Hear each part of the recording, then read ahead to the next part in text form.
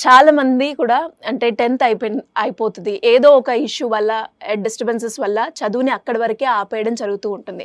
కానీ government job తెచ్చుకోవాలన్నది వాళ్ళ కల.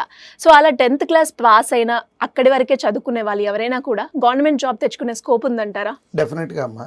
ఏ రకంగా సార్? అంటే వివిధ రంగాల్లో ఫస్ట్ బ్యాంకింగ్ సెక్టార్ తీసుకున్నాం అనుకో అమ్మా, 10th క్లాస్ క్వాలిఫికేషన్తో ఎగ్జామ్ రాయడానికి అవకాశం ఉంది. అందరూ లేదనుకుంటారు. అది ఆఫీస్ అటెండెంట్లు అంటే గ్రూప్ 4 ఉద్యోగాలమ్మా.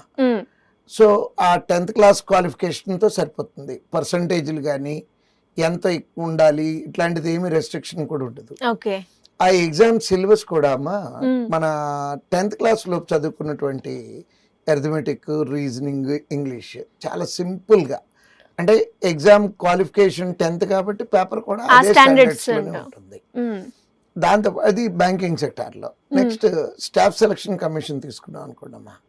స్టాఫ్ సెలక్షన్ కమిషన్లో MTS అంటారు, మల్టీ టాస్కింగ్ జాబ్. అంటే క్లరికల్ క్యాడర్ కన్నా తక్కువ, అటెండర్ కన్నా కొంచెం ఎక్కువ. మల్టీ టాస్కింగ్ అంటే ఈ మల్టీ టాస్కింగ్ ఉద్యోగం SSCలో మనము MTSగా సెలెక్ట్ అయితే దాంట్లో మనకి అసలు ఏ డిపార్ట్మెంట్లో వస్తాయి, income tax, customs, controller and auditor general, secretary, అంటే మనకి పార్లమెంట్లో ఉన్నటువంటి సపోర్టింగ్ స్టాఫ్, వీళ్ళందరూ కూడా MTS లేనమ్మా. వాళ్ళందరి క్వాలిఫికేషన్ కూడా 10th క్లాసే. ఓకే.